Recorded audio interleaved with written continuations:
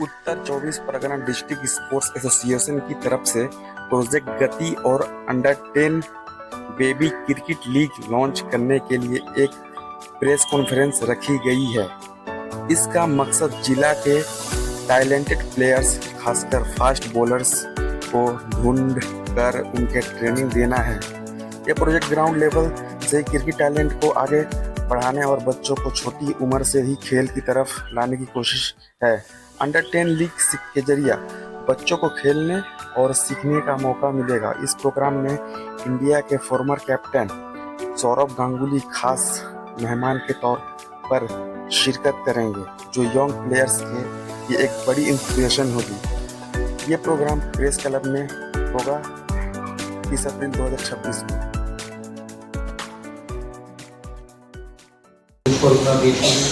আশা করব সময়ের সাথে বাকি জেলাগুলো এই প্রজেক্টটা নেবে।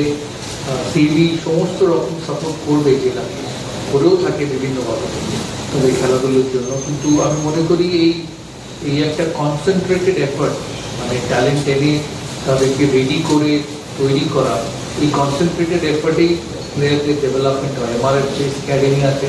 যখন আমি ছোটো ছিলাম, 14 বছর বয়স, তখন সাগরও মনে রাখবে যে প্রথম আমাকে এমআরএফ আরও কম হতে বলে 13 এমআরএফ স্পেস একাডেমিতে নিয়ে যাওয়া হয়েছিল দেখতে যে আমি জোরে বোলিং করতে পারি কিনা। তখন ডেনিস ফিলি আসতেন, ডেনিস ফিলি তারপরে বিগত 15-20 বছর এসছেন, এখন গ্লেন মাকগ্রা সেটা দেখে এমআরএফ স্পেস একাডেমি চেন্নাইতে।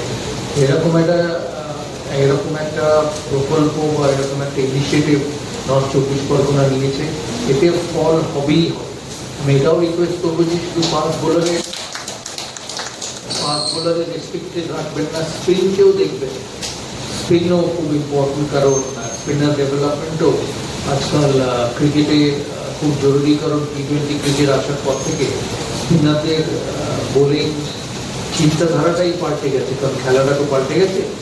সেটাও একটু যাতে উনি মাথায় রাখেন। ফুটবলের মাঠে ওনাকে আমার সাধুবাদ, ওনার সাথে আমার পার্সোনাল সম্পর্ক। যাতে এই প্রকল্পটা খুব সাকসেসফুল হয়। সাকসেসফুল কিন্তু শুধু অ্যাডমিনিস্ট্রেটর দিয়ে হবে না, সাকসেসফুল হতে হবে প্লেয়ার থেকে, এটা সবচেয়ে জরুরি। আমি বরাবর বলে থাকি, as an administrator, as a president যে সাপোর্ট করতে পারে, Sourav Ganguly as a player খেলাকে তার 3 গুণ বেশি এগিয়ে নিয়ে যেতে পারে। কারণ তারা অ্যাকচুয়ালি মাঠে খেলে, ব্যাট করে, বল করে, ফিল্ডিং করে, যেটা অ্যাকচুয়ালি ডিসাইড করা খেলায় হারবে বা জিতবে কিনা। তাই যারা এর সঙ্গে যুক্ত হবে, সাগর কোচ আছে, সাগর দিয়ে বাংলাদেশ বহুদিন খেলেছে, ও জানে কিভাবে বোলারদের গাইড করতে হয়, কিভাবে তাদের রিদম, অ্যাকশন, স্ট্রেংথ সমস্ত কিছুর ওপর তৈরি করতে হয়। ওনাকেও আমার অনেক শুভেচ্ছা।